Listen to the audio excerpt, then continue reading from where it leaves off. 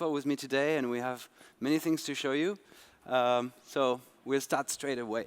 So the first question is why Unity for films? We are making tons of games, and Unity is famous for being a mobile game engine.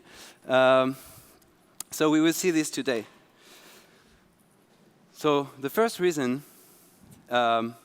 is just because you just want to use videos in a game. That's kind of making a film into video and not video for films. So for example, Her Story, which is a great usage of between games and videos. Cinematics, of course, which is one use.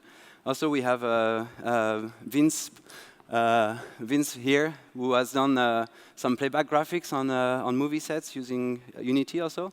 So on this movie, Passengers, you have all the kind of screens and pads around are made with Unity on the actual movie.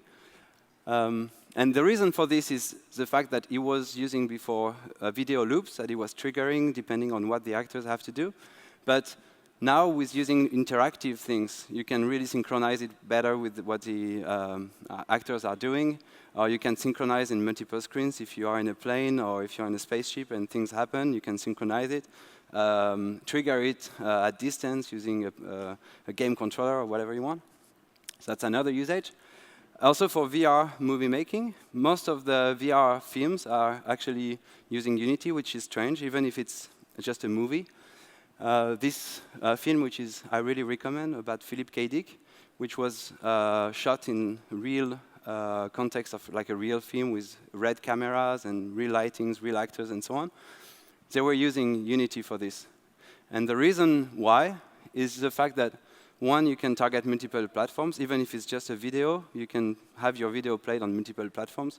But also, you can spatialize the audio, because you just put your video on your sphere, and then you put the audio, and you just sequence the audio source, depending on what happens in the action.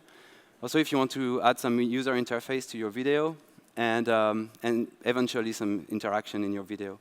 The last thing I didn't show is the fact that also maybe the problem with VR videos is that they are huge. So even just making the beginning of the movie or any part of the movie that you could do real time saves a huge space. We have new video support, which is coming. Probably you've heard that on the keynote. And with the video, with the control of videos on our future sequencer, it will be quite interesting to see what we do with that. So the next thing with Unity and films is this little company called Disney, probably you know, who use Unity on the previs for the Jungle Book. And we have here Girish from Digital Domain, who worked on that, and he will present his work on that. Awesome. Should I go through the next two? Yeah. Then you have some. Yeah, of these sorry. Yeah. OK, cool. We're going to kind of skip through this. Boop, boop, boop, boop, boop, boop. All right. I guess first thing is please don't take any photos or video of any of the content, or a mouse will come and attack me from above. OK, so my name is Girish Balakrishnan. I am the lead technical director for virtual production at Digital Domain. And today I want to talk to you a little bit about building a movie in real time. So let's get into it. What is virtual production anyways? You may know of it as performance capture, virtual cinematography, simulcam, or real-time compositing. But there's no checklist of technologies that you can go through and say, if you have all of these, this is virtual production. It really is a design methodology that requires a blending of advanced visualization technologies with rapid prototyping, and an iterative workflow to creatively work through ideas from concept to final. And I truly believe it's the future of cinematic production that has far reaches beyond entertainment. And to really understand virtual production, I'd like to discuss with you some of our recent work on Disney's The Jungle Book. So this film presented a very unique challenge to us. We had a talented 10-year-old child actor, Neil Sethi, that had to exist in a completely photorealistic jungle, interacting with talking animals 3 times his size. And to accomplish this, our team built a set of visualization technologies that leverage a custom version of Unity, taking advantage of everything that a game engine provides in conjunction with our motion capture and onset technologies. It became the first major motion picture to deeply integrate a game engine into its visualization. And this advanced template informed the incredible work done by hundreds of visual effects artists at MPC and Weta all across the globe. Cool. So this template in previous pictures would have been a traditional pipeline of pre-visualization, which is Maya and Motion Builder.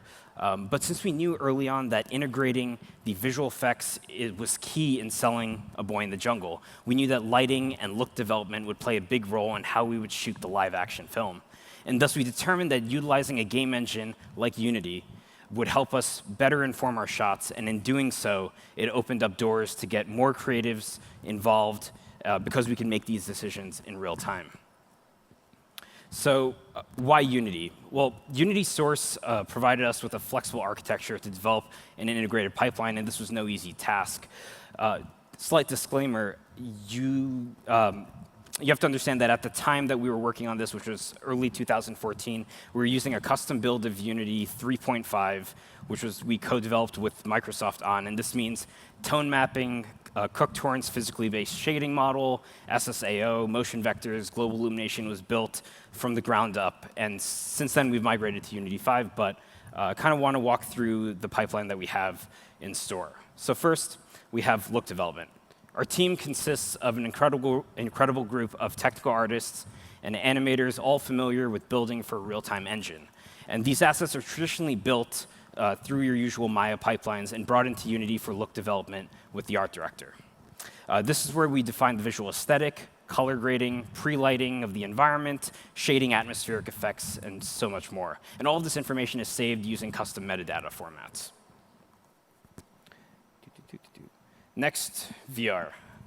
It's interesting to have this up here since it's something that we've started developing quite recently. We began to integrate VR as a tool to help design our virtual worlds. One of our TDs, Jesus Munoz, who's here today, built an intuitive tool set that allows the production designer, directors to scout their virtual worlds, leave annotations for 3D artists, check framing through a virtual camera within VR, and much more. So now, the virtual camera, really the bread and butter of what all of virtual cinematography is about. We accurately model a film camera, and this was important to get right. In Jungle Book's case, it was the Arri Alexa, ensuring that it was accurate, everything from the distortion, the depth of field, the lens artifacts like lens flares, chromatic aberration, etc. And we built a custom lighting kit for the cinematographers to be able to light their sets, adding highlights, bounce, area lights, shadows, very specifically to a shot. And director and cinematographers use this virtual camera to experiment with framing composition of their shots for the film on the capture stage. And since we were using Unity for primarily the visualization, we knew that all of this information had to be recorded, and we used Motion Builder as the known hub. It was much more than simply streaming mocap into a game engine. We built a custom network protocol to send complex data that can be transmitted to and from Motion Builder to multiple instances of Unity in real time, enabling a bidirectional workflow. This means if we move an object or pass a data stream through Motion Builder or have custom inputs through VR, all of this is recorded and reflected in every instance of the engine and in Motion Builder to get recorded. And after all these shots are captured, they're reconstructed in-engine and rendered through our Unity render farm, where we apply the appropriate metadata to work with editorial, and we kind of have an iterative cycle there. And then lastly, all this data, the scene, the lighting information, the render shot, and metadata, it's crucial since we work in visual effects that all of this is passed to the visual effects vendor. That's the primary goal of virtual production, is to aid all of this process and lead it to the final visual effects. And that was key for us to get right, for them to be able to build the final shot. So let's watch some videos. So we began with motion capture, where the director worked within our volume at Digital Domain with our actors to block out and capture the action, with the production designer to modify sets all in real time. This is some of the final renders that came from that capture session. Once we capture the motion, we use virtual cinematography to put the scenes through the lens of the camera by cinematographer Bill Pope, who shot and lit every scene virtually in-engine, helping define the look of the film.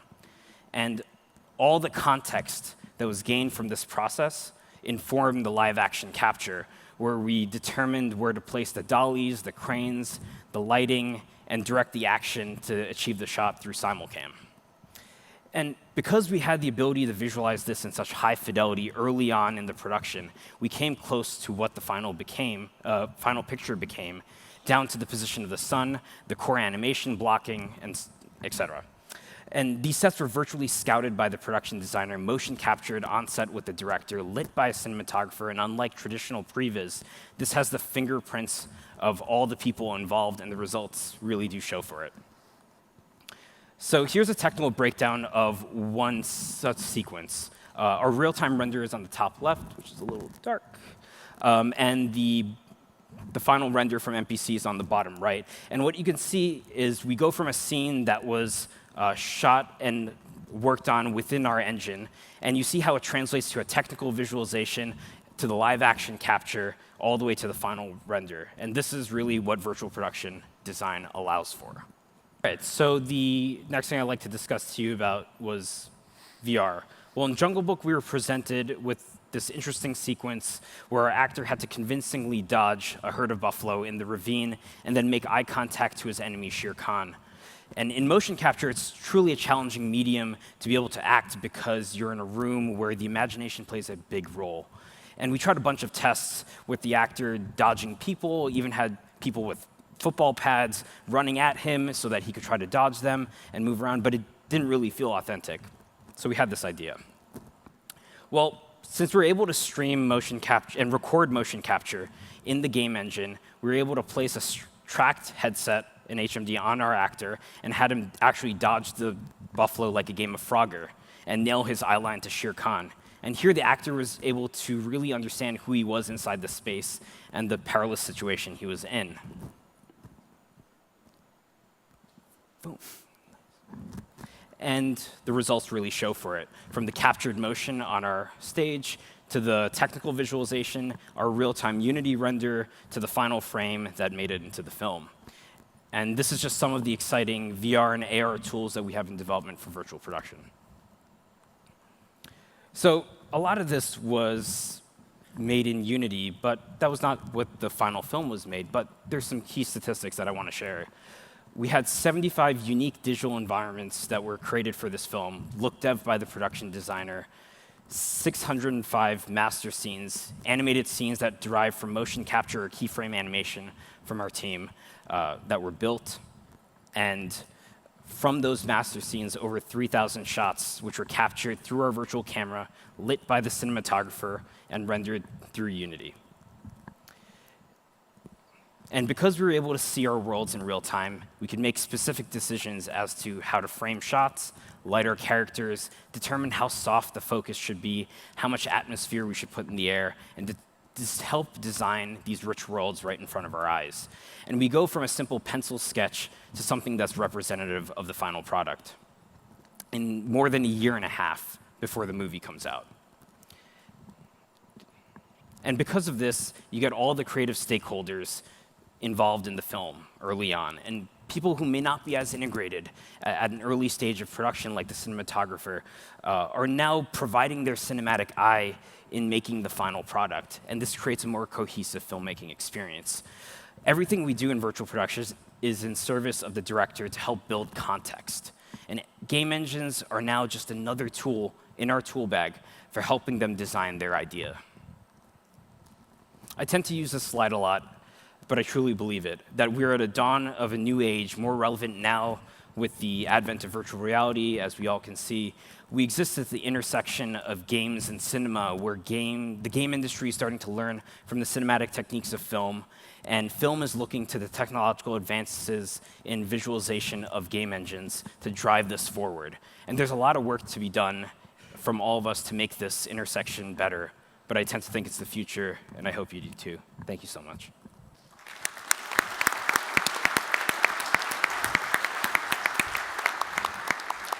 Thanks a lot.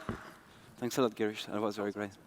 Yeah, I thought it was Unity 3 and Unity 5 comparison, but it's not. Yeah.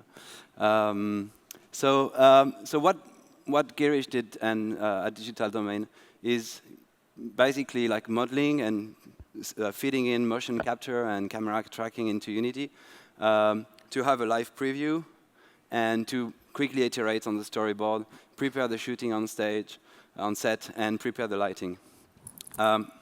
There is a company, I come from France, as you can hear. There is a company in France who is doing also a camera tracker, and I went there and gave them the Adam asset, and we were filming live the Adam asset, and they've set up a bunch of tools also for this. Like here, they are running Unity, filming in Unity, like compositing live the video, and adding up on top Unity, and they have a distributed scene graph so that they can modify things in Unity in the editor live in what is composited. So these kinds of technologies are amazing for previs. So you can change the lighting live and so on. There is this other company in Japan who had this strange idea of they are making animated shorts and series for a long time. And they said, why not replacing the renderer with Unity, which sounds strange because you feel like the thing that you want the most is to have a great renderer, to have a great movie. But in the end, it's not such a bad idea. So it's Marza Animation, and you probably have seen that before. Marza Animation Planet. Unity.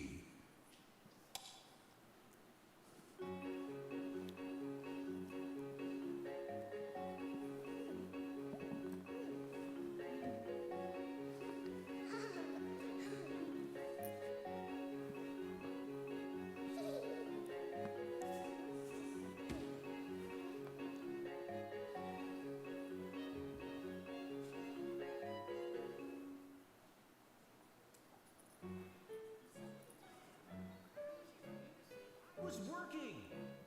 I'm not asking you to help.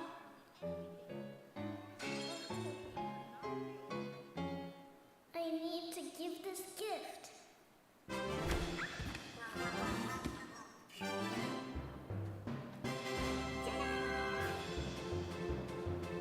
The world of crafts she's always played in spreads right in front of her.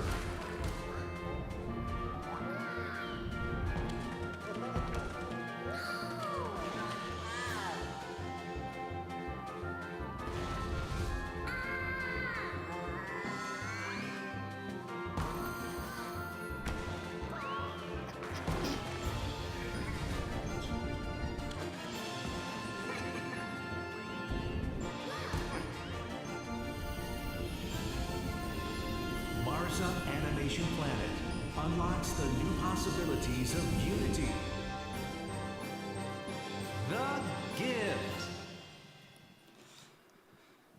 So yeah, images, you can see that they wanted to show how far they could push the engine to be sure that they could make something after this. So the secret here basically is two main things. First, to be able to not disturb the rest of the company who is used to his own tools and so on. So what they wanted to do is that everybody works the same as before. So they created, actually Unity Japan, we have Hiroki here from Unity Japan, we work with them. We partner with them and we develop for them an Alembic importer, which is open source and available for everybody, so that you can import all the animations into Unity. So like everybody works the same. And then you just had to reassign the materials into Unity. And the second thing is they had like very good compositors in the end, so they just wanted that people do compositing on the outside. So we developed also a frame capturer, which contains an open EXR exporter. So you could export every layers. For every frames, you could export many layers so that you can do compositing on the outside, which is exactly just replacing the renderer with Unity. Then they developed some tools so that they can manage their shots into Unity, so that they can import the different assets for each shot of the movie. They did custom shaders so that the rendering could happen in Unity, so a fur shader, a skin and hair shader, and some shaders so that they can separate some different layers for the compositing. They did something also for this special scene because it would have been a huge number of triangles if you would have had some perfect balls on the shot. So they did a smoothing shader so that from this rough ball, you just remove all the edges which are far further than radius. Yeah. And for this special scene, the workflow was doing a simulation of the wave on Houdini, then exporting it to Maya, doing the layout in Maya for the character, then going back to Houdini and generating an alembic point cache that would be exported to Unity, and we would instance at each place a ball. And then you would do the lighting so that you know exactly how it's going to be lit, and the image export, and then you do the compositing in Nuke. It was very funny because the triangle count was an signed int, and it overflowed. Yeah.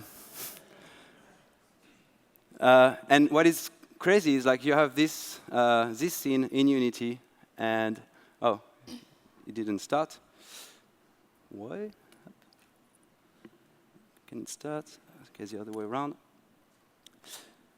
You have this scene in Unity with all these balls around, and you can navigate into the scene and move the light around and do a kind of previs of the lighting, which is not far away from the final result.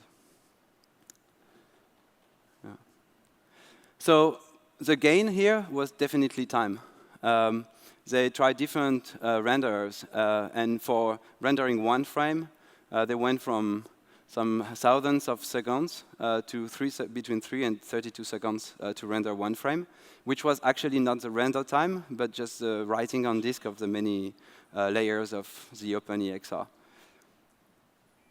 So here, if we go back to the same model as before, they do the modeling animation layout outside of Unity, import with Alembic, do custom shaders for skin and so on, and then just export to OpenEXR.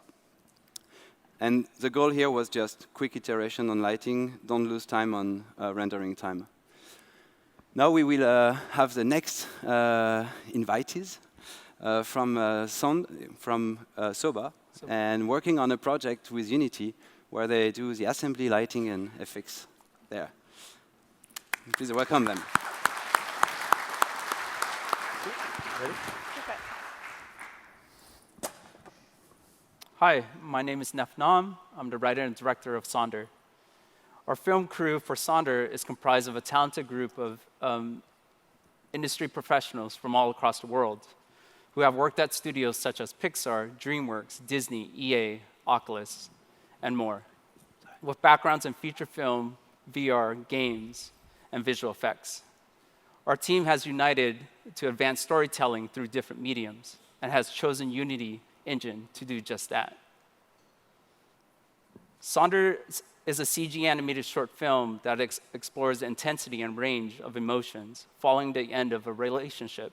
We all have seen many movies that focus on how a couple either met or ended their relationship. We want to tell a story that centers on the emotional journey after a breakup. Our main character, Finn, finds himself lost in a mysterious forest, paralyzed by the fear of moving on. Finn is at risk of losing himself forever. Through self-discovery, he must gather the strength to move forward. So now let's meet our main character, Finn. Finn is around in his late 20s. He's an architect, a true artist at heart. He's devoted, ambitious, driven. And he's in love with our other character, Natalie. As you can see here, Finn's hair is important throughout the story in conveying his state, from slick, polished, to disheveled. This is a concept piece exploring the final frame of our film, what it should look like. We're going for more of a cartoony, flat-shaded look. Here's another visual exploration of what the film should look like. As you could see, the film will have some dark tones and some dark moments, as well as some intense moments. This film will really put you on the edge of your seat. Here's a turnaround model of Finn, textured and rigged. Since he's lost in the forest, his clothing is weathered and dirty.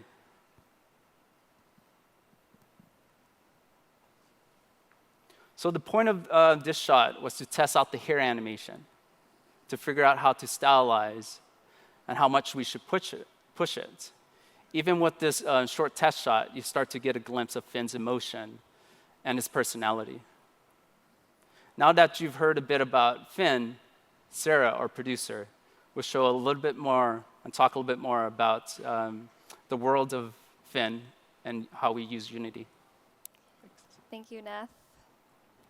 Hi guys, my name is Sara. I'm really excited to be here today. So our wonderful team of artists have been working weekly with our awesome director, Neth, to create some really solid concept pieces that will help guide our film.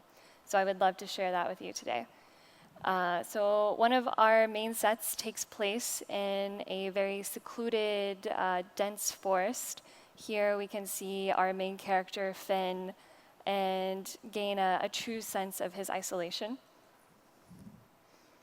And so our art team is constantly working to establish the look and feel of our film. So from modeling all the way to lighting, these images work to inspire and guide all of our downstream departments. And as Finn journeys deeper into this world, the environments become noticeably harsher. And as you can imagine, such variety of environments create an interesting challenge for our simulation and effects teams. We have to ask questions like, how do we stylize the wind? And how will the snow fall and accumulate in an environment like this? But no matter how we choose to overcome these obstacles, our main goal is to stay true to the story and stay true to concept pieces like this. So how do we use Unity to make all of this happen? This is a brief overview of our production. So currently our runtime is 16 minutes. It is quite ambitious. Our release date is on target. We're scheduled to complete the film at the end of 2017. So our production right now is in full swing. We have our two main characters, Finn, who you saw earlier, designed, modeled, and rigged. And layout is about 35% final, animation 25% final. And our lighting and effects teams are working right now to figure out how to achieve the look of our film within Unity. And also keep an eye out for a teaser, which we'll release at the end of this month. It will be our first fully rendered version of Sonder, which serves as a proof of concept for us, too. So our pipeline is a little unique in that we use Maya 2016 to model, rig, set dress, animate camera, animate our characters, and then we import all of those assets into Unity, where we will light and apply effects and render. So our foremost goal is to release Sonder as a theatrical version, rendered in 24 frames per second. And since all of our assets will already be in Unity, we plan to create a virtual reality experience that we will release to accompany Sonder. So while we're developing this pipeline, we've employed a number of awesome Unity tools, most notably the Alembic importer, which was discussed earlier. It's truly helpful in importing assets, makes it much easier than FBX, and it also allows for any kind of deformation data from Maya. And we also have heavily used the Tuni Shader, which is available in the asset store. It was developed by one of our shading TDs, Jean Moreno. He made an awesome tool which allows us to kind of create the 2D stylized look of our film in Unity. And we also use EXR recording for rendering, and of course, a number of custom tools. We've explored the Unity sequencer tool, also known as the storyteller tool. And we also have some great custom tools that our TDs have created in Maya. We have a tool called Tsuyu, which kind of matches our Soba production name. So this allows our artists to quickly browse files. So this image represents our very first lighting test. The flower prop that you see here is fully rendered in Unity, And we overlaid that on top of a 2D image just to see how we could match the look of our film. Lastly, this is our most recent lighting test. This is our main character, Finn, rendered in Unity. So we test a number of things, including occlusion, motion blur, shadows, and most importantly, we need to see how Unity lighting will interact with a character on the move. And so you can immediately see what's working and what's not working, and that has truly been the advantage of using Unity on our film. Sweet. So here's a sneak peek at our trailer. Keep in mind, this is an animatic trailer, meaning it's in storyboard format, but it's with sound and all the good stuff. But this will give you guys a good sense of where we're at with the film, the mood and tone. And the final trailer will be available at the end of this month. Yeah, enjoy.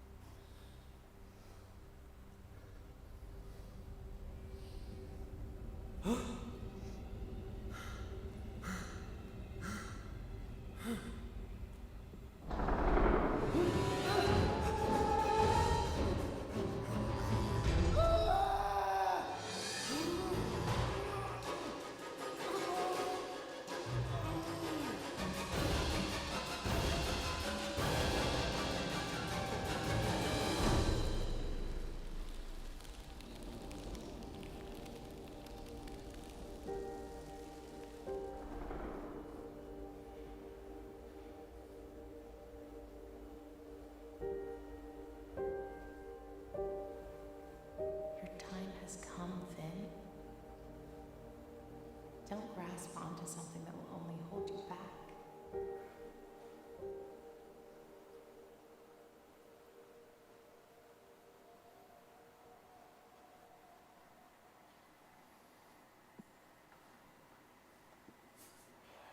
Oh.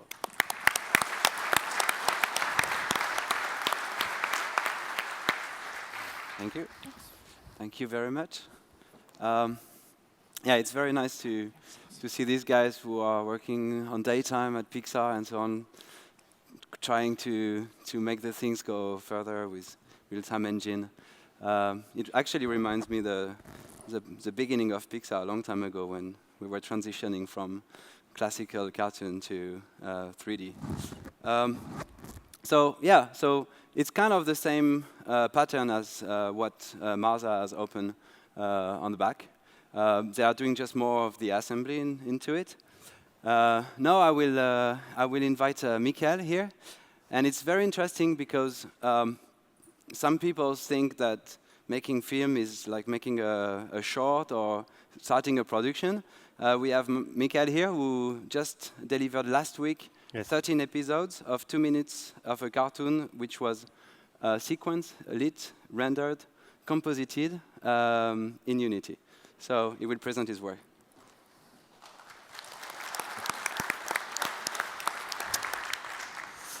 So hi, my name is Michaël, and I am the co-director and creator of Mr Carton, and I'm going to present you to Mr Carton, and I'm going to explain you why and how we did it with Unity.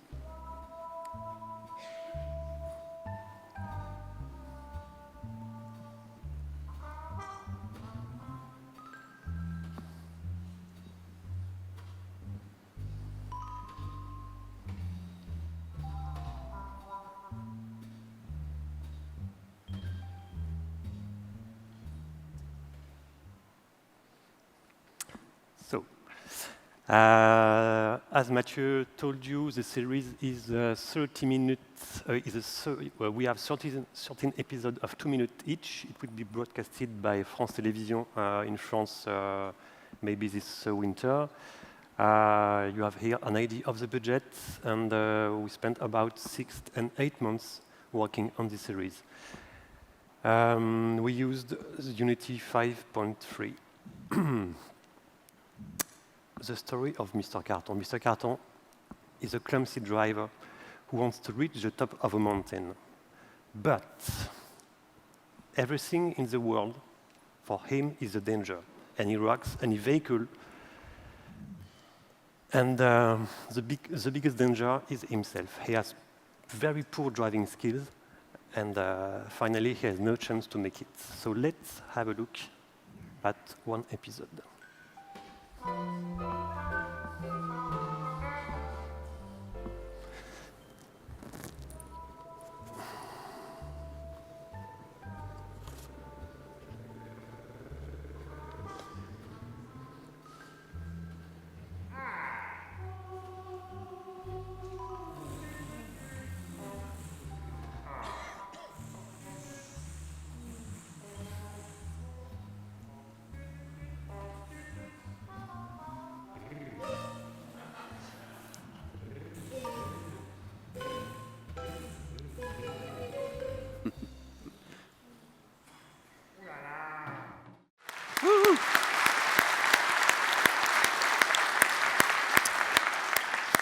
Thank you. So why Unity? There is a part of this choice in my personal background. I've been working for years between animation and video games. So when, with my friend and co-director Fabien Daffy, we started thinking about what would be Mr. Carton IP, we wanted to think about series, about games, about apps, and we said, okay, let's try to use Unity and see what we can do with it. There was one key point that we wanted to be respected. It is the fact that we wanted this to be the same on the TV, on my phone, on your phone, and on any computer in the world. We wanted this Mr. Carton to be the same everywhere. So we chose to use Unity. Oh. No more compositing, no more rendering time. I'm going to explain this later. This is a potato view of the workflow of Mr. Carton. In blue, you have what we've done with Unity, and in yellow, what was done outside Unity. I guess that in the future, we are going to do more things in blue, because we are trying these days some new things, so it will be more blue maybe next year. The team. We were two directors. As we have a little team, we have to do everything by ourselves. Art direction, technical direction, sound design, everything is done by mouse. And the key point is that we needed people who have worked in the video game industry. We didn't want only guys from animations. We needed guys who know what is a constraint about 100 polygons and no more. This is a little view on characters and assets. Everything has been done with 3ds Max. We did simple textures with Photoshop. We didn't use a Substance Painter or anything like that. Layouts. As directors, we have created rough layouts for every episode.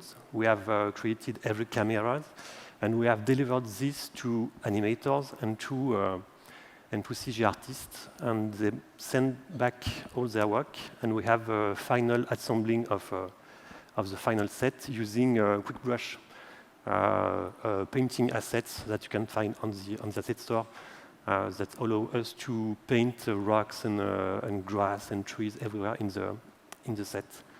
So this is what we send to the guys, and this is what we finally get. Editing. It was a tricky part because at this time there was no sequencer plane in Unity, so we have to find something that could work for us. And we had one constraint. It was that the editor must be frame-based, because we have to be very strict on 24 FPS for the animation. We didn't want to play with milliseconds and stuff like that. So we use Flux Editor, and I have to thank here Nuno Afonso, who helped us by his very quick feedback to improve the the asset, adding some cool stuff like custom timecode display on the with the name of the shot on the screen and a lot of things.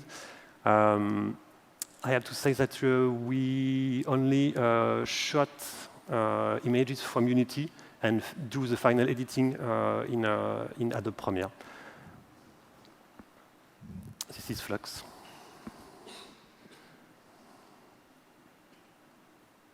Animation, few words. 19% of animation has been done in 3ds Max. We only did the last modification and fine-tuning in Unity, moving the arm of the guy, moving the car, moving the thing. I hope we could one day do more in Unity. Lighting and rendering. All the lights, we did all the lights using the Unity GI system. What we wanted to do is to have a different approach and to try something new for each episode. We had episodes with 10 lights, and we had episodes with 16 lights and more. So we didn't have no rules or any recette to create lights. It's only the story who guides us, telling more the story with lights. We had a few times to light one episode. We had 1 or 2 days, 1 or 2 nights more, but it's still 1 or 2 days. We used a lot of cookies. We used cinematic effects, of course. We only use Uber shader for one of the characters that you will see later. We used homemade shaders for everything because we needed to draw something on the cars, so we had to build shaders with draw slot and occlusion slot and stuff like that. It was voilà. Compositing. We are very lazy guys. We didn't want to do compositing. I love compositing, really. I've spent nights and days compositing passes of shadows, of diffuse, but on this project, we didn't want to lose time on compositing. So all the final images are from Unity and came directly from Unity. Here are a few examples of what we've done with Unity.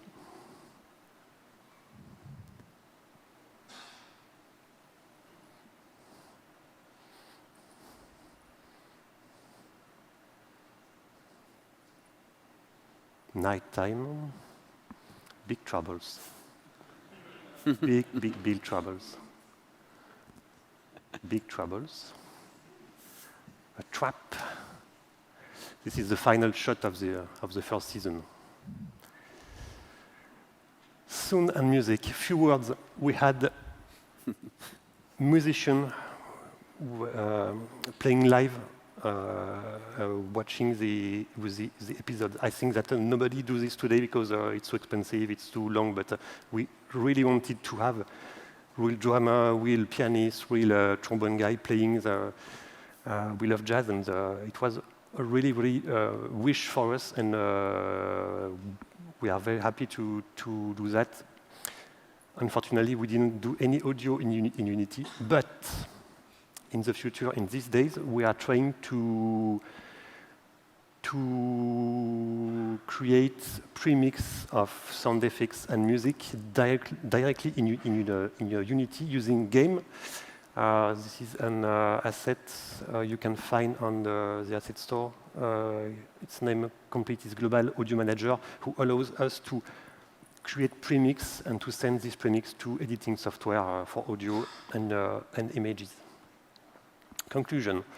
Yes, it's possible to produce a quality and broadcast series for TV with Unity. We have made a lot of mistakes you can't imagine, but it brings us a lot of skills and of humility doing this project. Premix, okay. Oh yes, Blender will have a bigger role in the future. We really want to use more Blender and to introduce it on the layout more on the modeling of assets. And for us, this experience was great, was extreme, but we are very proud of what we've done, and we are very, very happy to have used Unity for something else than for games. And that's all. Thank you. One more.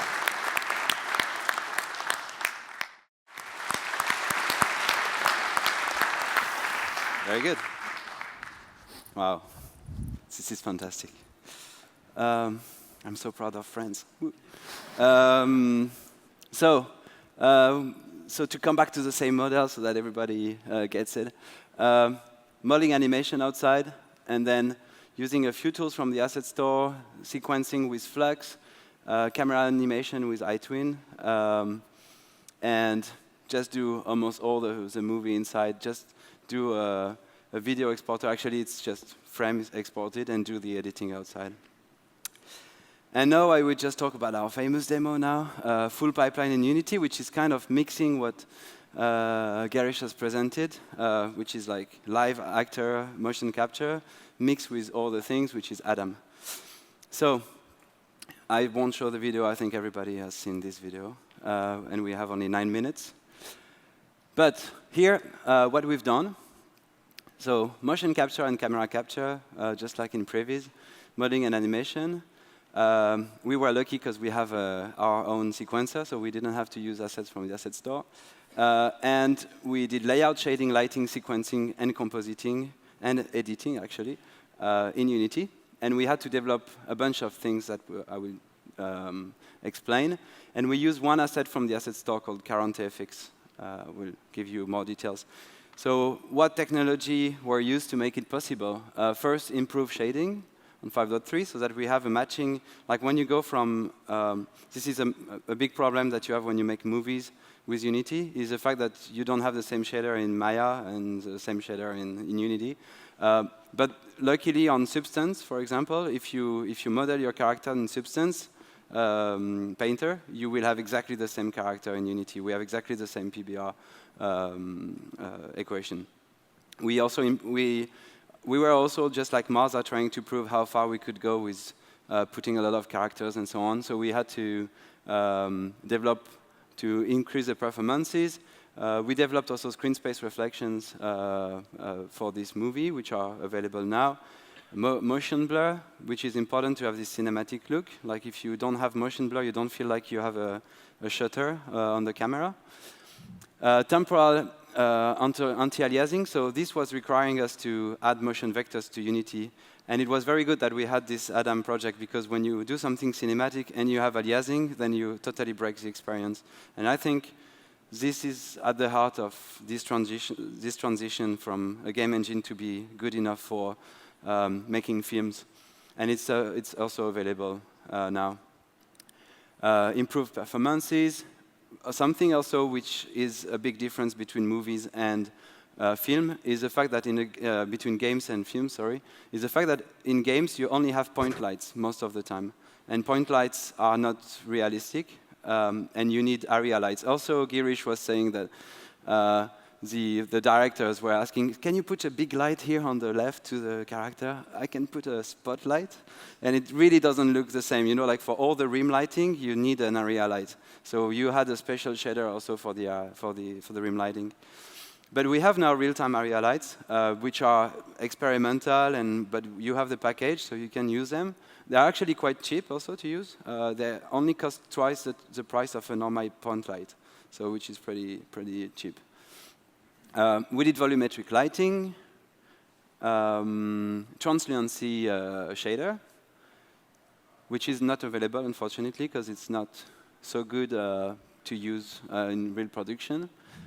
We also tried a lot of things with simulation, using, again, the Alembic importer that was developed, again, by Unity Japan. Thanks for that. So we did the closed simulation in Max, and we just drag and drop that on the animation, on the sequencer, and we could replay that. And this is something where it's very important to have a real-time engine because you have such a good control, artistic control. You launch 4 or 5 simulations, and you can just replace them at real time and see which simulation is going the best with the actual shot, depending on the photography that you want to achieve or something like this. Like imagine you are destroying a building. You have 4 or 5 destructions of this building, and you can choose between 4 or 5 versions and compare to the background and to the actors, and you can change it at runtime. We also did a feather simulation using instancing. So these are actually moving at real time, and it's just one instance, multiple instances of one feather, and it's pretty cheap to render. We also, we were only a few people on the team, so we didn't have time to lay out 120. It happens every day. So sorry, the computer screens fell. Yeah, sorry. And we were only a few people, and we didn't have time to do 120 trajectories of people. So we actually had 2 developers on the project. So we set one to create a crowd simulator somehow using motion vectors, which were kind of layouting automatically the path of the characters. And we use an animation state machine that we have in Unity in Mecanim to do the logic of animation based on that. We use Courante FX. So Courante FX is based on RealFlow, which is a simulation engine, physics simulation engine. It's usually used for architecture and for movies, so that you can make huge destructions, and it will simulate realistically destructions, close steering, fracture, and so on. And they made an asset for the asset store. So on the asset store for Unity. So you can launch this physically realistic simulation in Unity. You do the rigging in Unity. You say, these cables are going this way. It will just create the bones, and it will launch the simulation and store it into a proprietary format that you can play back at runtime. So for all the wires were simulated in Unity by RealFlow, by Courante FX, and they were replayed after at runtime. Same thing for the character here. You see all this clothing, which is quite complex. There are multiple layers with a cape and things hanging and so on. And it's almost impossible to animate this. It will take years to animate that. So we just put the rigs of everything and launch the physically realistic simulation, and you have your character, which is dressed up for the set. Oops, sorry, I jumped that. Okay. We were not sure if we wanted a very wet atmosphere or not, so we created something like this, so you can control how it will be on the final shot. It uses texture arrays, which is a feature from 5.4, I think. And yeah, the production, so it runs at 30 frames per second on a GTX 980 at 1440p. And the goal of this demo team is to push as far as possible the rendering. Production was 8 months total, 2 months pre-productions, 4 months to go to part 1, and they were already doing part 2, and 2 months to finish up the full thing. Team of 8 people, plus producer, plus a few contractors for character layout and modeling and so on. So this is the most interesting part also in this, compared to this talk, is we had a classical pre-production stage. But what is different with a classical way of making movies is the fact that we made a rough storyboard, which became that. It won't play? Yeah, it plays. So this was almost the first week of production. You do just a few drawings. And then you do a blockout. You know that you want this big building. You know you want this kind of room. You know that the character will be like this. It will be a kind of orange. You do this the next 2 days. And then you go to the gym with a Neuron motion capture device. And you take an actor. And then you go back to Unity, put your blockout, put your motion capture. You already have Adam after 1 week. And you're in the sequencer, you have your sequence. And then everybody starts working in parallel. People who are doing the animation, people who are doing the modeling are working, people who are doing the lighting are working in parallel. And then you iterate. and then you iterate, and then you iterate, and then you go back to, you know that your movie is OK, and you go back to the motion capture studio. You want to make a very good motion capture. Then you finalize the eyes and so on. And then you are here in Unity after 4 or 5 months, and you have the entire movie which is here. You've just kept iterating from the first shots. And you can iterate on everything, on the compositing, on the cameras. The funny story is 15 minutes before we showed it at GDC, we changed one more camera at the last minute. You know, like it's crazy. And yeah, you can change the depth of field and so on. And yeah, this workflow is really, really impressive. So the conclusion is that I was asking why Unity for film, but actually it's not even a question, it's a reality. And you can start now yourself. You have all these assets available. You have all the assets from the asset store which are here around. We have one guy from Popcorn FX here making crazy particles. And yeah, and actually, if you think about this, if this is a reality, what will happen next? And I think this kind of thing, I don't know if you've seen that. It's in Madame Trousseau Trudeau, sorry, in New York City. It's you can play Ghostbuster in a building and you have a headset and you play around. So imagine these guys making crazy movies in real time. But imagine a movie where in real time you can go around and actually experience the movie, follow a director or something like this. So you have, this is a story. You need a place, you need the light, you need a story, you need characters, lighting, cameras. And then you can decide it to be linear or interactive. And then you can decide to play it on a TV or any device. And then you can you can iterate on everything all the time. So yeah, I think this is the future of movie making. Thank you.